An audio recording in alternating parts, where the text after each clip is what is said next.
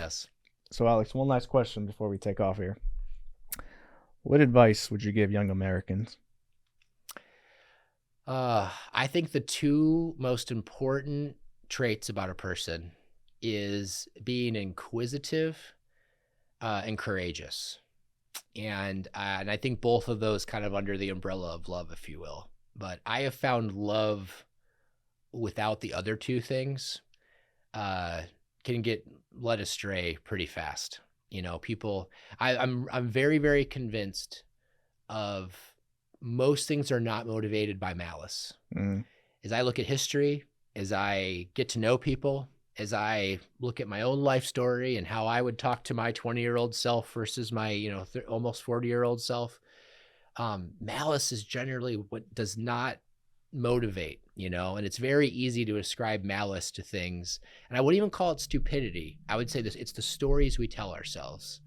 And the only way out of what I think of like our rigid, kind of fundamentalist leaning mindsets. And that can be in science, that can be in religion, that could be, hustle culture. Like there's all kinds of niches that we can find ourselves in, tribal identities that we can adopt that get very us in them and get very rigid.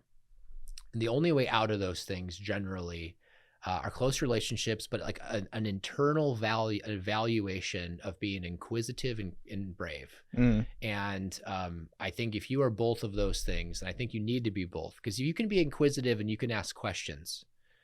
But what I've discovered in my life and what I've seen of other people who continue to grow and make bold moves is that ultimately you have to have the courage to say and know that changing my belief on something is going to have dramatic implications for my real life and a number of spheres. And am I going to have the courage to accept those implications?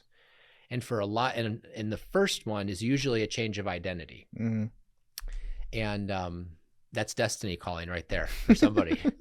And I think that's where like real courage is necessary. I think so much of what I've learned about anti-racism work especially is that you can put a lot of facts out there. If someone's not naturally inquisitive and they are not courageous enough to say, if that thing is true, I'm going to have to rewire parts of my identity and my like life story, maybe even my extended family story. Mm-hmm.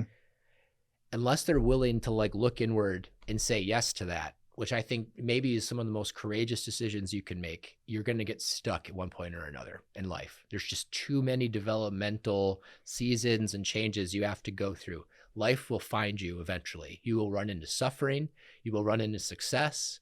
You will run into people that like just do not fit your narrative of the world.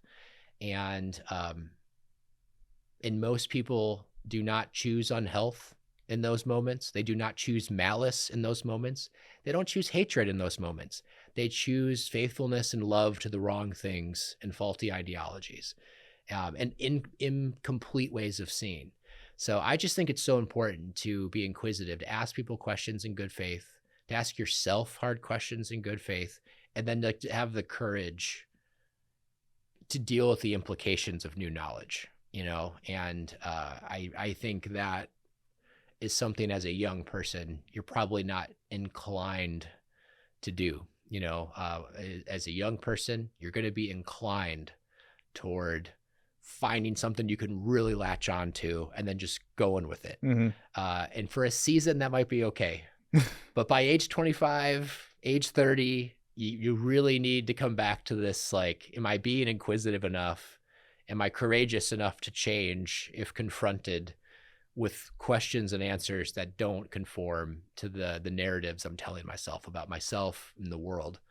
I think that's the most important thing. Because if you can do both of those, I think you can it's wisdom will find its way in. You'll be able to listen to people you might otherwise demonize. You'll realize like a trip outside some boundaries every now and again are okay intellectually, and that you could find your way back or not, and you're okay. You can kind of step out of fear with inquisitiveness and courage. Mm. And, I think for me, that's like the number one, piece of advice I think I would give young people. Okay. So yeah. Well, appreciate it. Yeah. Is there any social media organization you like to plug before we take off? I think one of the best examples of what I just said is Adam Grant. Mm-hmm. He's on all the major socials. He's a voice I hold up. I think he embodies a lot of what I just talked about. Mm-hmm. He's been a real help to me. Man, what else?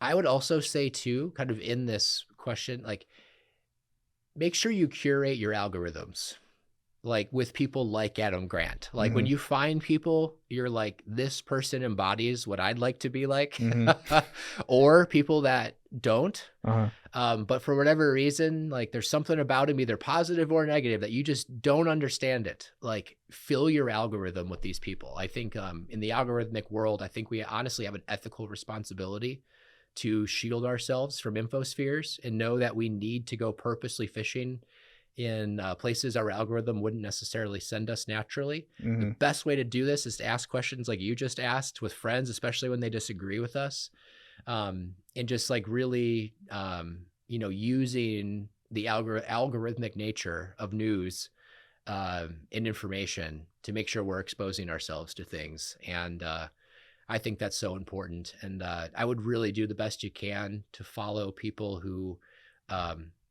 have at least an understanding of statistics, psychology, and cultural movements. And the people I have found that do all three of those things well have been the most helpful in really keeping track of what's actually going on in the cultural milieu of our time.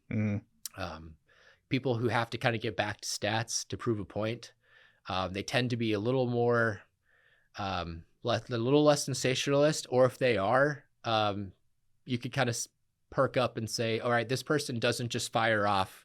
If they're really concerned about this treaty I've never heard of that just got signed, I probably should go over there and look at that.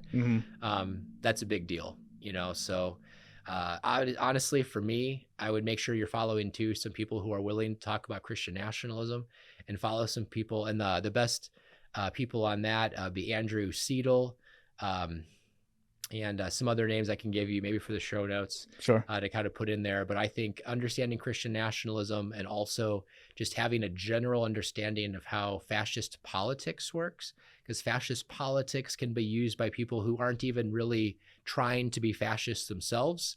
I know that might sound hyperbolic, but we're living in an age where a lot of these strategies are being deployed.